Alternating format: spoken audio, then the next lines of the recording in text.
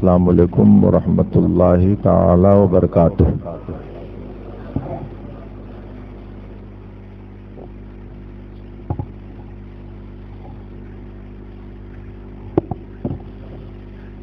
الحمد للہ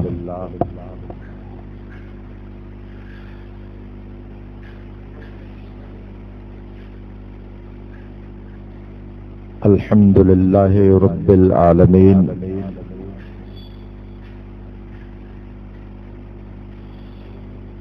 والعاقبۃ للمتقین،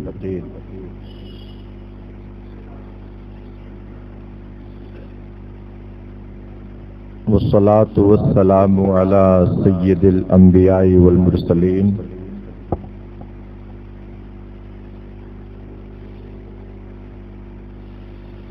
وعلی آلہ وصحبہ اجمعین، اما بعد فاعوذ باللہ من الشیطان الرجیم، بسم اللہ الرحمن الرحیم۔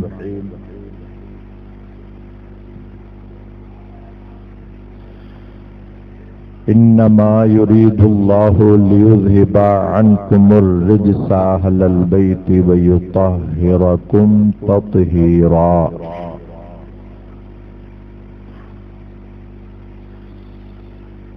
آمنت باللہ، صدق اللہ مولانا العلی العظیم، وصدق رسولہ النبی الامین المکین الکریم، ونحن علی ذلک لمن الشاہدین والشاکرین والحمد للہ رب العالمین۔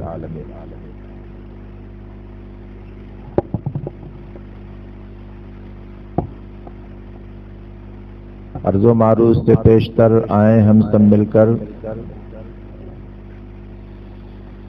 کونین کے سرور خاتم پیغمبر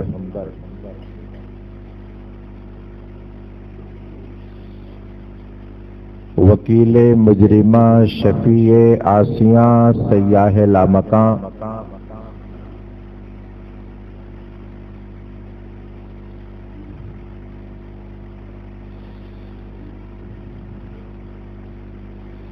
آفتاب رسالت ماہتاب نبوت مصطفیٰ جان رحمت شمع بزم ہدایت مالک حل و حرم روح روان عالم مفخر آدم و بنی آدم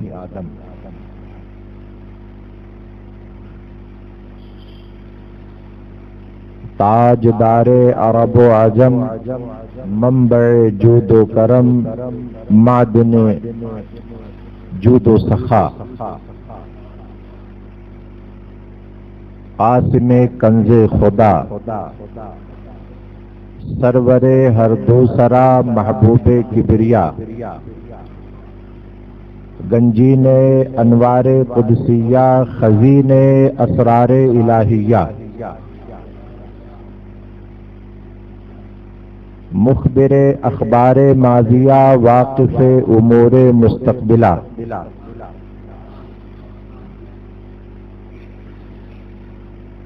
زینت دارین امام قبلتین سرور کونین جد حسنین کریمین احمد مجتبیٰ محمد مصطفیٰ صلی اللہ تعالی علیہ وسلم کے دربار کرم میں جھوم جھوم کر بآواز بلند درود پاک کا ہدیہ پیش کریں۔ پڑھیں اللہم صلی علی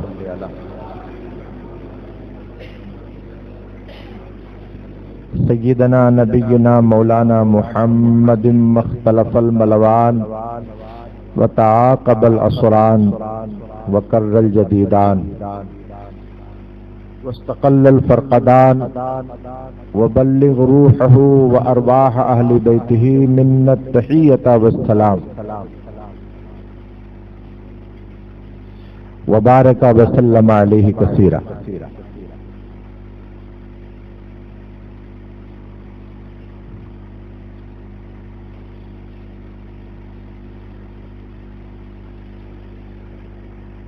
علم و حکمت کی روشنی سے دلوں کو روشن کرنے والے،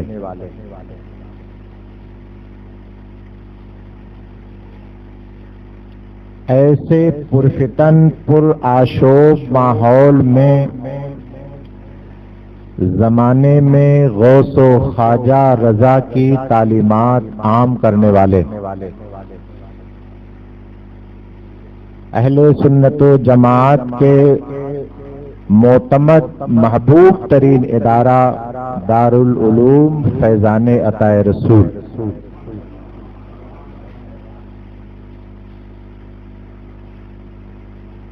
جو 2006 سے غریب نواز کے دیار میں رہ کر زمانے میں عقائد حقہ کا ڈنکا بجا رہا ہے،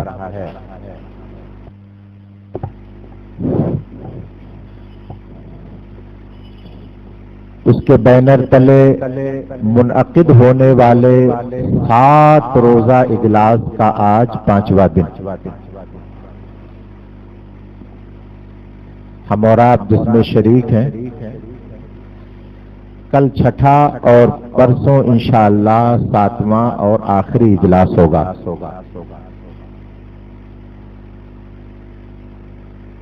اللہ رب العزت پیارے حبیب کے صدقے ہماری حاضری قبول فرمائے،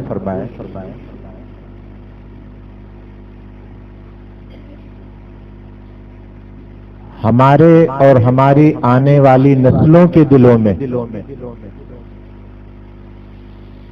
اہل بیت اطہار کی سچی محبت، کامل الفت قائم فرمائے۔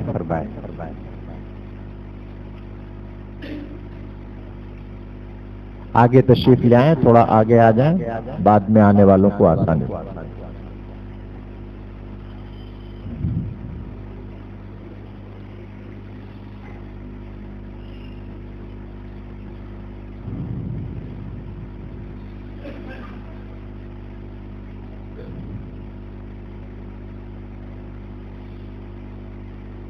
سرتابہ قدم ہے تنے سلطان زمن پھول، سرتابہ قدم ہے تنے سلطان زمن پھول، لب پھول دہن پھول زقن پھول بدن پھول،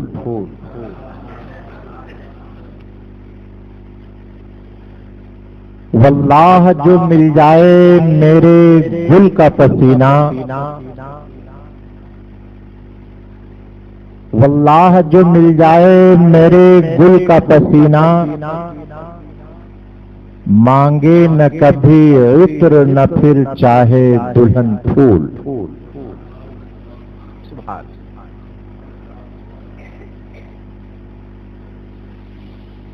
حبیبی یا رسول اللہ علیہ السلام، تنکا بھی ہمارے تو ہلائے نہیں ہلتا،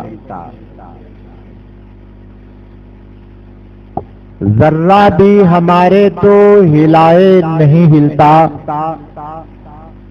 تم چاہو تو ہو جائے ابھی کوہ محن پھول۔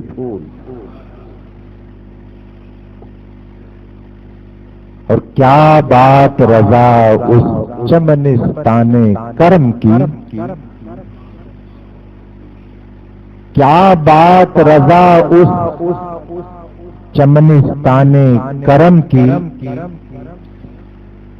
زہرا ہے کلی جس میں حسین اور حسن پھول، زہرا ہے کلی جس میں حسین اور حسن پھول۔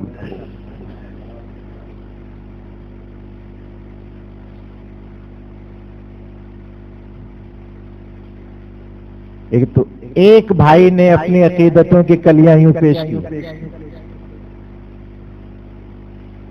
اور دوسرے بھائی نے اپنے گلہائے الفت کس نوعیت سے پیش کیے ہیں، سبحان اللہ۔ ایک بھائی نے تو اپنی عقیدتوں کا اظہار بئی الفاظ میں کیا، اور ایک بھائی عرض کرتا ہے ان کی پاکی کا خدائے پاک کرتا ہے بیاں۔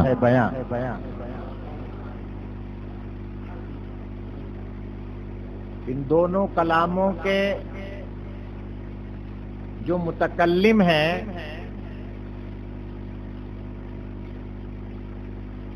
وہ دونوں سگے بھائی ہیں،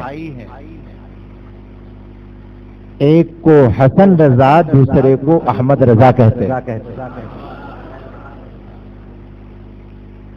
فرماتے ان کی پاکی کا خدائے پاک کرتا ہے بیاں، اللہ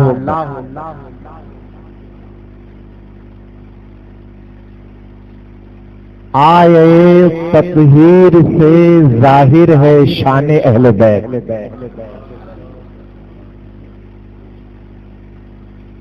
آئے تطہیر سے ظاہر ہے شان اہل بیت۔ علامہ حسن رضا سرکار اعلی حضرت کے بھائی فرماتے ہیں کہ اہل بیت اطہار اس مبارک پاکیزہ جماعت کا نام ہے، اس طیب و طاہر جماعت کا نام ہے کہ جس کی طہارت، جس کی پاکی کا بیان خود خدائے پاک فرماتا ہے۔ فرماتے اٹھاؤ قرآن، آئے تطہیر سے ظاہر ہے شان اہل بیت۔ قرآن مجید کی آیات میں ایک آیت ہے جس کا نام ہے آیت تطہیر۔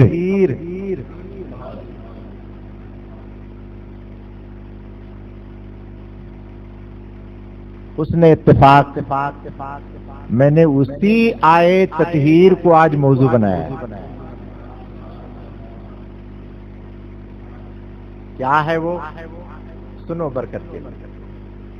اللہ رب العزت اپنی پیاری کتاب قرآن مجید 22واں پارہ سورہ احزاب آیت نمبر 33 ارشاد فرماتا ہے، انما یرید اللہ، انما یرید اللہ، اللہ تو یہی چاہتا ہے۔ کیا چاہتا ہے؟ لِيُذْهِبَ عَنْكُمُ الرِّجْسَ اہل البیت۔ سبحان اللہ۔ ترجمہ سنیے، باری تعالیٰ کا ارشاد ہے، خالق کائنات کا اعلان ہے، انما یرید اللہ، اللہ تو یہی چاہتا ہے، لیذہب عنکم الرجس اہل البیت، اے نبی کے گھر والوں تم سے ہر ناپاکی دور فرما دے۔ سبحان اللہ۔ یہ ہے آیت تطہیر، کیونکہ اس میں ایک کلمہ ہے آخر میں، یہ تطہیر باب تفعیل کا مصدر ہے، اس آیت کے آخر میں ایک کلمہ ہے تطہیر، تو اسی تطہیرہ کی مناسبت سے اس پوری آیت کو آیت تطہیر کہتے ہیں۔ سبحان اللہ۔ باری تعالیٰ ارشاد فرماتا ہے، انما یرید اللہ لیذہب عنکم الرجس اہل البیت، اللہ تو یہی چاہتا ہے اے نبی کے گھر والوں۔ اچھا ایک بات بتاؤں، اور نبیوں کے بھی تو گھر والے ہوئے ہیں، ایسا نہیں ہے کہ خاندان صرف میرے نبی کا ہے اور نبیوں کا خاندان نہیں تھا اور نبیوں کے گھر والے نہیں تھے، ان کی اولادیں نہیں تھیں، ان کی بیٹیاں نہیں تھیں، ان کی زوجات نہیں تھیں، ایسا نہیں ہے، اور نبیوں کے بھی خاندان ہیں، لیکن ان خاندانوں کا تذکرہ ان الفاظ میں آپ کو نہیں ملے گا جن الفاظ میں قرآن نے میرے محبوب کے خاندان کو بیان کیا۔ کیوں؟ نبوت میں تو مساوات ہے، سارے نبی ہیں۔ کوئی اعتراض کرے، حضرت آدم سے لے کر حضرت عیسیٰ تک علیہم السلام سارے انبیاء ہیں، ان کے خاندان کو اتنی عزت اور رفعت دے کر کے قرآن نے اعلان کیوں نہ کیا؟ تو ہم کہیں گے ہاں، بطور جواب کہیں گے ہاں، بات تو ٹھیک ہے، حضرت آدم علیہ السلام سے لے کر حضرت عیسیٰ علیہ السلام تک یہ سارے انبیاء ہیں، لیکن ایک بات تو سنو، سب سے اولا و اعلی ہمارا نبی تو ہیں، لیکن نبیوں کی فہرست میں کوئی امام دکھا دو، کوئی پیشوا دکھا دو، کوئی مقتدی دکھا دو، کوئی تاجدار کائنات دکھا دو۔ ہاں، اگر دکھاؤ گے تو ہمارے پیغمبر آمنہ کے لال کی ذات ہوگی۔ سب سے اولا و اعلی ہمارا نبی، سب سے بالا و والا ہمارا نبی، اور خلق سے اولیاء، اولیاء سے رسول، خلق سے اولیاء، اولیاء سے رسول، اور رسولوں سے اعلی ہمارا۔ باری تعالیٰ نے اپنے محبوب کے خاندان کا تذکرہ جن الفاظ میں کیا ہے، دل میں چل اٹھتا، روح تازہ ہو جاتی۔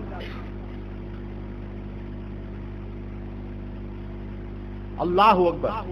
باری تعالیٰ ارشاد فرماتا ہے، اللہ کی مرضی تو یہی ہے۔ سبحان اللہ۔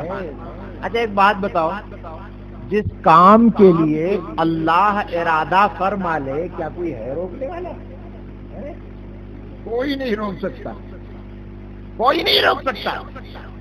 اب دیکھو اللہ نے ارادہ کیا فرمایا، فرماتا ہے انما یرید اللہ لیذھب عنکم الرجس اہل البیت، اللہ تو یہی چاہتا ہے اے نبی کے گھر والوں کہ تم سے ہر ناپاکی دور فرما دے۔ بات پوری ہو گئی تھی، طہارت، نظافت، ستھرائی کے لیے، پاکیزگی کے بیان کے لیے بس بات اتنی کافی تھی، لیکن اسی پر قرآن نے اکتفا نہیں کیا، آگے کہتا ہے وَيُطَهِّرَكُمْ تَطْهِيرًا، اور تمہیں پاک کر کے خوب خوب ستھرا کر دے۔ اب ایک ساتھ ترجمہ کرتا ہوں، انما یرید اللہ لیذھب عنکم الرجس اہل البیت، اہل البیت ویطہرکم تطہیرا، اللہ تو یہی چاہتا ہے اے نبی کے گھر والوں کہ تم سے ہر ناپاکی دور کر دے اور تمہیں پاک کر کے خوب خوب ستھرا کر دے۔ اللہ اللہ میرے پیارے، جس جماعت کو خدائے پاک پاک فرمائے، اس کی پاکی کی شان کیا ہوگی؟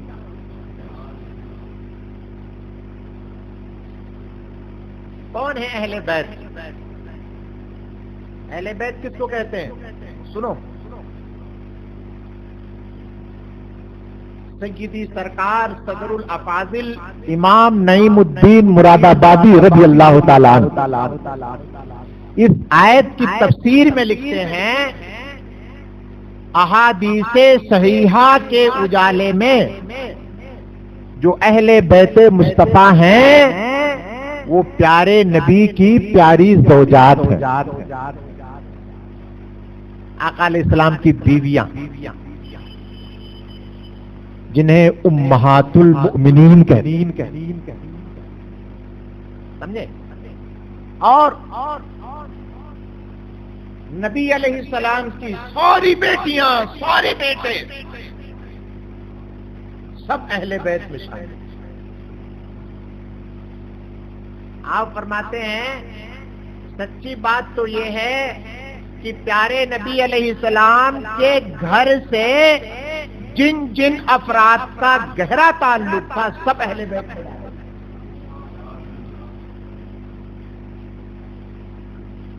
لیکن ہاں اہل بیت اور آل ابا جنہیں کہتے ہیں خاص طور سے یہ لفظ بول کر جن کی طرف ذہن متبادر ہوتا ہے وہ ہیں علی، فاطمہ، حسن، حسین رضوان اللہ تعالی علیہ مجمعین۔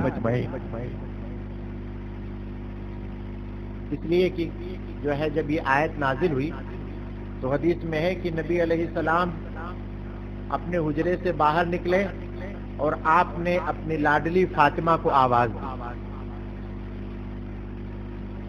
جب قریب آئیں تو آپ نے فرمایا علی کو بھی بلا، وہ بھی آ گئے تو فرمایا دونوں لالوں کو بھی بلا لو، حسنین کریمین کو بھی بلا لو، وہ بھی آ گئے، چاروں آ گئے تو میرے نبی نے اپنی پاکیزہ چادر ان چاروں کے سر پہ ڈال دی۔ آقا علیہ السلام نے اپنی مقدس چادر کو ان کے سروں پر ڈال دی اور کہتے یا اللہ یہ ہے میری اہل بیت، یہ ہے میری اہل بیت، تو ان کو ستھرا کر دے تمام ناپاکیوں سے۔ اچھا یاد رہے ناپاکی کیا چیز ہے، ناپاکی کیا چیز ہے؟ اس آیت میں دو لفظ بولے گئے ہیں، ایک تو اللہ چاہتا ہے کہ تمہیں ہر ناپاکی سے پاک کر دے، ناپاکی سے پاک کر دے۔ مفسرین فرماتے سنو یہاں ناپاکی اور پاکی جو دو لفظ بولے گئے ہیں تو ناپاکی سے مراد گناہ ہے اور پاکی سے مراد پرہیزگاری ہے۔ مطلب باری تعالیٰ یہ چاہتا ہے اے نبی کے گھر والوں کہ تمہارے سارے گناہوں کو معاف کر دے، گناہوں کے دلدل سے تمہیں نکال کر کے پرہیزگاری کے اجالے میں کھڑا کر دے۔ یہ ہے اس کا مقصد۔ یہاں جو پاکی ناپاکی کے الفاظ استعمال کیے گئے، آقا فرماتے ہیں ہاؤلائی اہل بیت، یہ ہیں ہمارے گھر والے،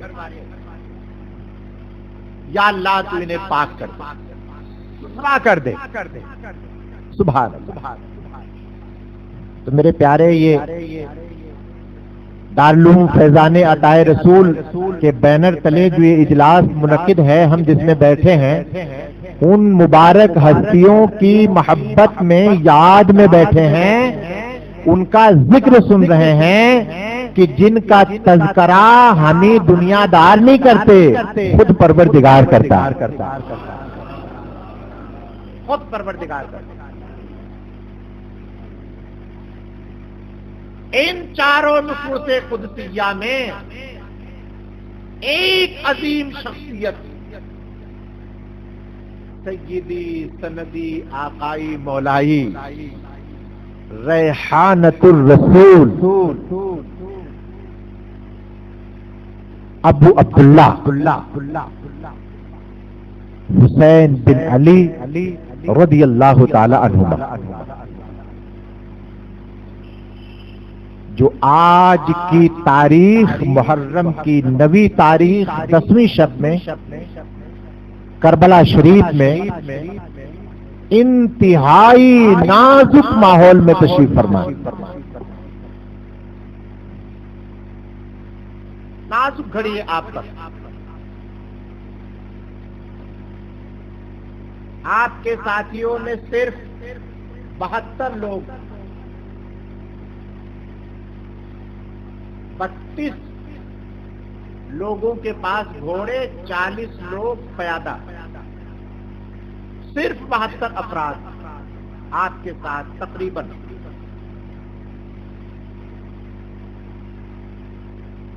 آج کے دن عصر کے بعد جو دن گزر گیا ہم سے، محرم کی 9ویں تاریخ بروز جمعرات بعد نماز عصر کربلا شریف میں عمرو بن سعد نے یزیدی فوج کے ساتھ حضرت امام پر حملہ کر دیا. شور پیدا ہوا، نگاہ اٹھا کر اہل خیمہ نے دیکھا ہنگامہ ہو رہا تھا. اس وقت نماز عصر پڑھ کر حضرت امام حسین رضی اللہ تعالیٰ عنہ خیمے سے ٹیک لگا کے بیٹھ گئے تھے. شور ہوا تو آپ بیدار ہوئے. آپ نے پوچھا کیا ہو رہا ہے؟ بتایا گیا حضور یزیدیوں نے حملہ کر دیا. ان کا کہنا ہے یا تو یزید کی بیعت کر لو یا جنگ کے لیے تیار ہو جاؤ.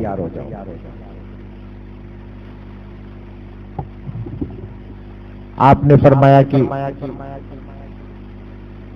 یزید کی بیعت نہیں کی جا سکتی، وہ فاسق و فاجر ہے.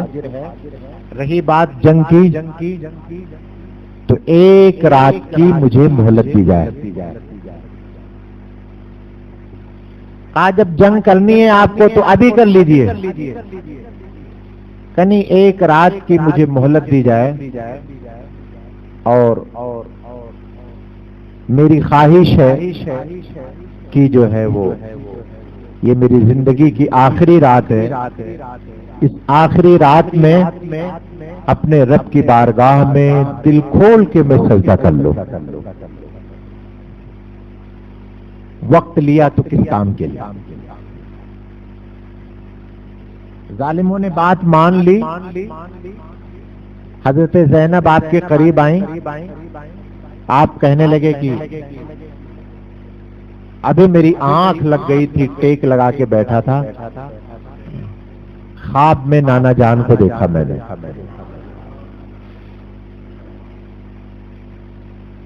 پیارے نانا جان تشریف لائیں اور فرماتے ہیں حسین انکا تروح الینا، تم بہت جلد میرے پاس آنے والے ہو. کوہرام برپا ہو گیا. چپ کرایا آپ. یہ کربلا والوں کی زندگی کی آخری رات جو محرم کی 10ویں رات ہے، سال میں 1 بار آتی ہے اور اہل بیت اطہار کے غلاموں کو یہ بتا کے جاتی ہے کہ قتل حسین اصل میں مرگ یزید ہے. اسلام زندہ ہوتا ہے ہر کربلا کے بعد. ذکر شہید کربلا ذکر شہ انعام ہے. باطل کے سامنے جھکے مومن کو یہ حرام ہے. صبر کا نام زندگی، ظلم کا نام موت ہے. مٹ گئے تم یزیدیو، زندہ میرا امام ہے.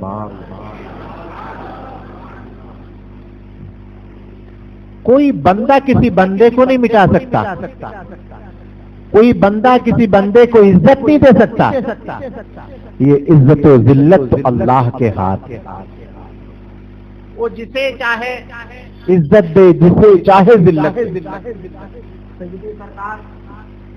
امام حسین رضی اللہ تعالیٰ عنہ کی پاکیزہ زندگی دیکھیں آپ. درود پاک پڑھی اللہ رب محمد صلی اللہ علیہ وسلم. کتب تواریخ کے اوراق شاہد ہے کہ پیارے نبی علیہ السلام کی چچی ام الفضل آقا علیہ السلام کی بارگاہ میں حاضر ہوتی ہیں، عرض کرتی حضور آنکھوں سے آنسو نہیں تھمتے۔ فرماتے ہیں کیا ہوا؟ کا رات بڑا اہم خواب دیکھا ہے، بڑا اہم خواب دیکھا، خطرناک خواب دیکھا، زبان میں تاب نہیں بیان کروں۔ کا کیا؟ کا خواب دیکھا ہے کہ آپ کے جسم پاک کا ٹکڑا کاٹا گیا ہے اور میری گود میں رکھا گیا ہے۔ آقا فرماتے رائتی خیرہ، تم جس سے گھبرا رہی ہو وہ خواب کوئی گھبرانے والا نہیں ہے، خوفناک ڈراؤنا خواب نہیں ہے، تم نے تو بڑا اچھا خواب دیکھا۔ محبوب تعبیر کیا ہے؟ آقا علیہ السلام فرماتے ان قریب میری بیٹی فاطمہ ایک بیٹا جنے گی،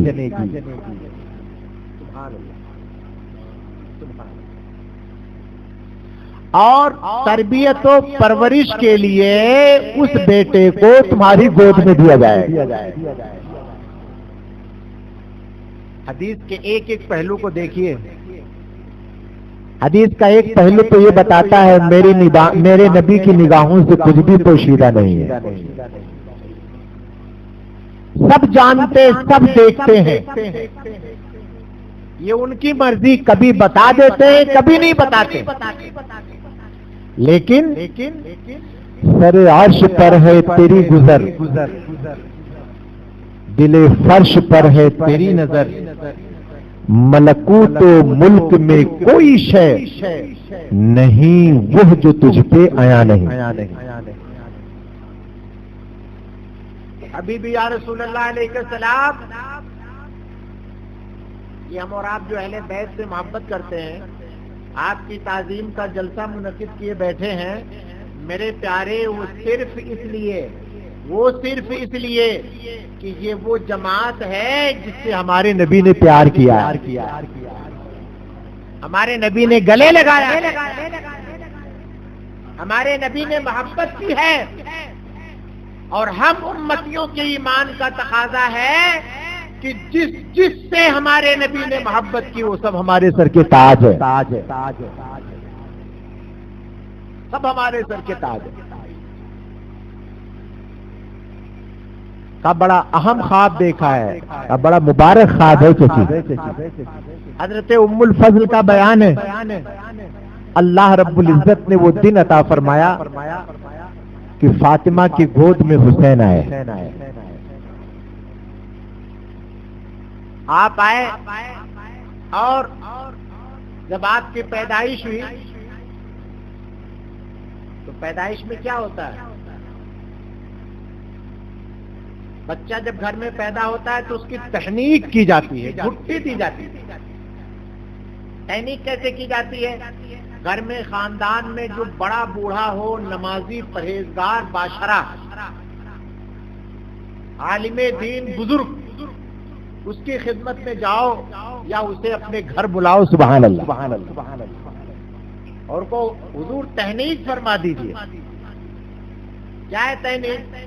تحنیک کا مطلب یہ کہ وہ اپنے منہ سے کسی چیز کو لے جا کر جھوٹی کر دے، کھجور ہے، چھہارا ہے، شہد ہے۔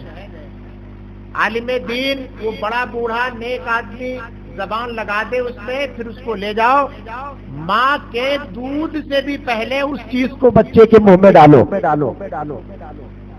تاکہ اس کی زندگی میں نیکی اترے، پرہیزگاری اترے۔ آج جب بچہ پیدا ہوتا ہے تو تلاش کیا جاتا ہے، بھائی تحنیک کرا لو، چلتے چلتے کس کو بلائیں، پھر جس کو اچھا سمجھتے ہیں اس سے تحنیک کراتے ہیں۔ آؤ دیکھو شہید کرب و بلا سرکار امام حسین کی تحنیک کس نے کی؟ فاطمہ کے گھر تشریف لائے، فاطمہ نے علی کو بلایا، کہا رب تعالیٰ نے بیٹا دیا ہے، اس کی تحنیک کرا دو۔ کہا فاطمہ ٹھہرو، میں پیارے محبوب کو خبر دیتا ہوں۔ آقا علیہ السلام تشریف لائے، اور میرے نبی نے تحلیل فرمائی۔ آقا علیہ السلام نے دائیں کان میں اذان دی اور بائیں کان میں تکبیر کہی۔ سبحان اور پیارے محبوب علیہ السلام نے تحلیل فرمائی۔ میرے پیارے، ہمیں آپ کو چھہارا کھجور یہاں ڈھونڈنا پڑے چونکہ پیداوار نہیں ہے، لیکن عرب کی تاریخ میں آپ جو ہے نا چھہارے اور کھجور کو ڈھونڈیں گے نہیں، جس طرف نکلیں گے اس طرف آپ کو آج بھی انبار دکھائی دے گا، کیونکہ کھجور چھہارے وہاں کی پیداوار ہے۔ نبی علیہ السلام کی بارگاہ میں سب چیزیں رکھ دی گئی تحنیک کے لیے، لیکن آؤ دیکھو نبی کونین نے اپنے لاڈلے نواسے کی تحنیک کیسے کی۔ کھجور بھی ہے، چھہارا بھی ہے، شہد بھی ہے، دودھ بھی ہے، لیکن میرے نبی نے کسی چیز کو اپنے منہ میں، اپنی زبان کے قریب کوئی چیز نہیں لے گئے۔ گود میں علی نے اپنے لال کو دے دیا، میرے نبی نے حسین کے منہ کو کھول کر اپنی زبان ڈال دی۔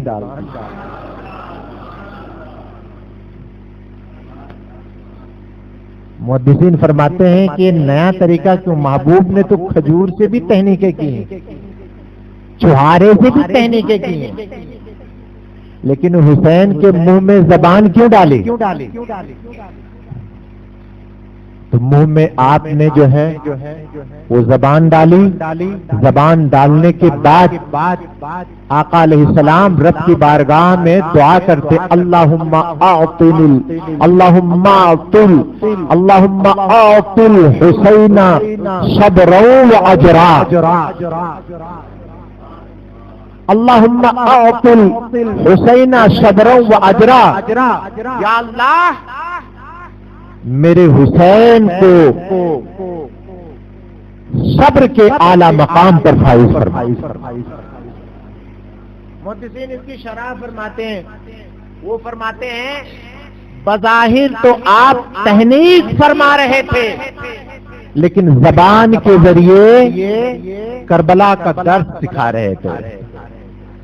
حسین ایک وقت آنے والا ہے، زبان کے ذریعے استقامت کے جوہر منتقل کر لو اپنے اندر کہ جب جفا جور کی آندھیاں چلیں تو تم صبر و رضا کا کوہ ہمالیہ بن کر کے ڈٹ کے دکھا دے۔ زبان آپ نے منہ میں ڈال تحنیک فرمائی۔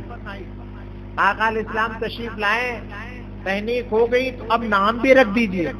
خالی کچھ نام رکھا ہے تھا حضور، میں نے سوچا تھا اس کا نام حرب رکھتے، کیونکہ حرب کا معنی ہوتا ہے لڑنے والا، بزدل نہیں ہوتا، حرب معنی لڑنے والا۔ پھر خیال آتا ہے حضور اس کا نام جعفر رکھوں، فیصلہ نہیں کیا ہے، آپ کی موجودگی میں یہ کام آپ کے سوا کوئی نہیں کرے گا۔ اب ایک نقطے کی بات سنو، سنیے، آپ کے بڑے بھائی کا نام حسن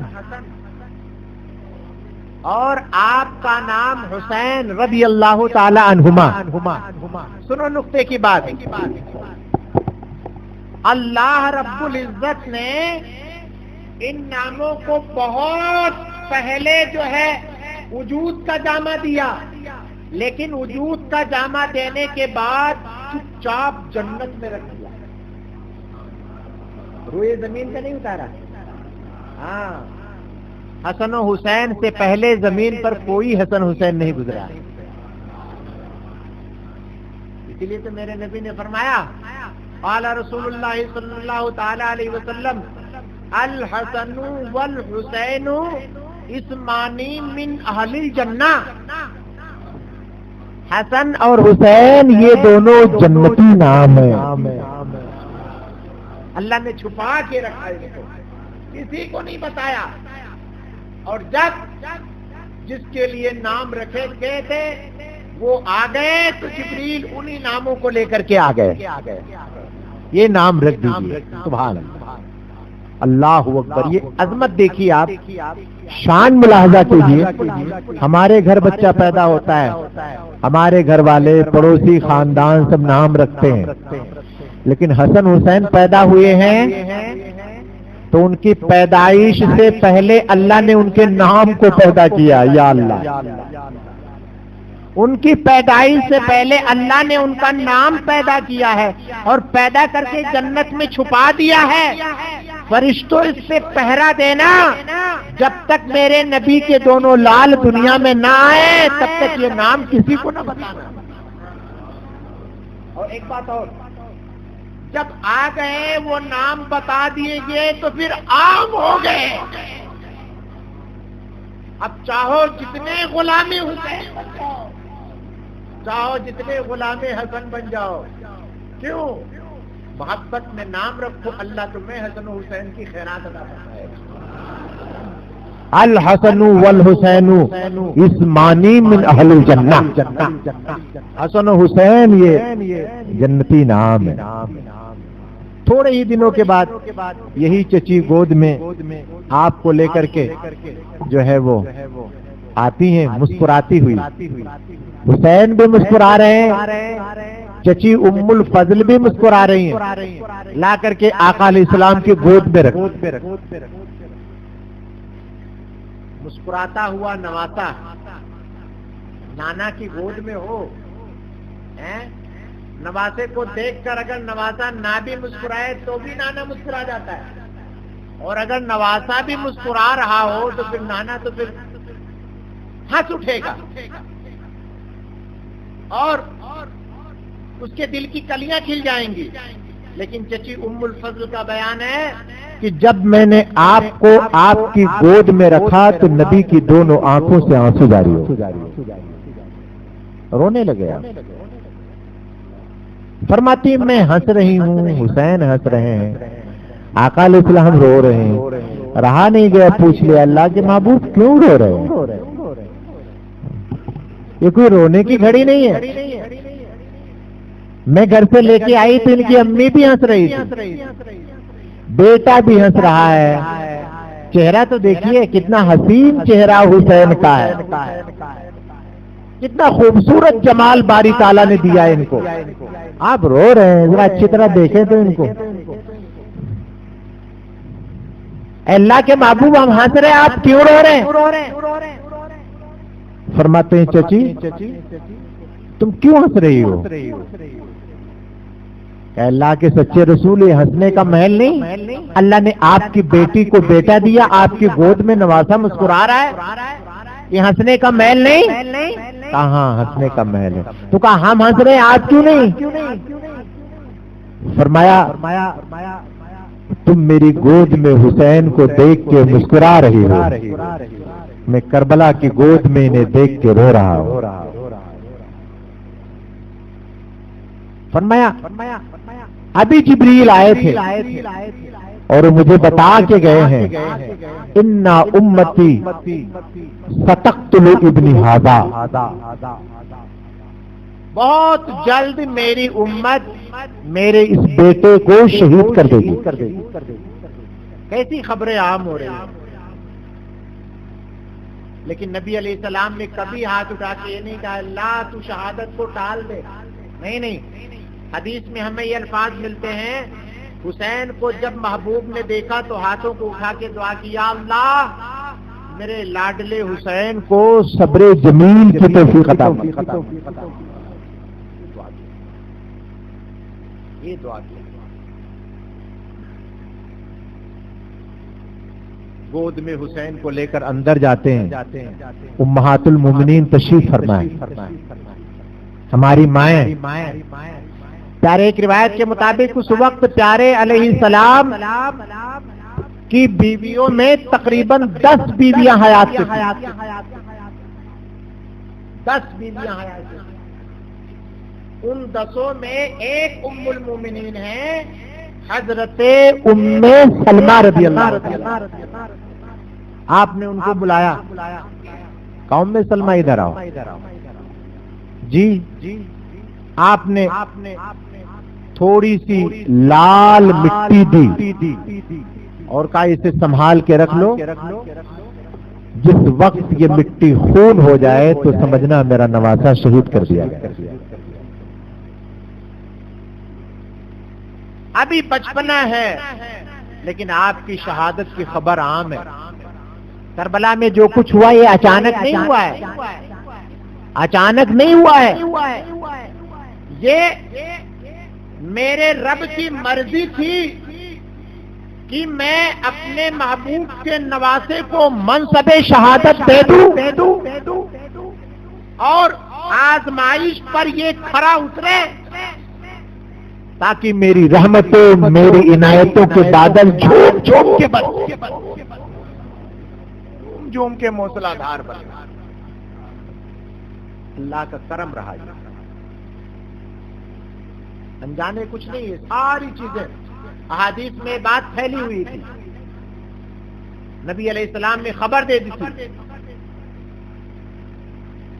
اخبار غیبیہ کی جو فہرست علماء نے تیار کی اس میں یہ بھی خبر ہے۔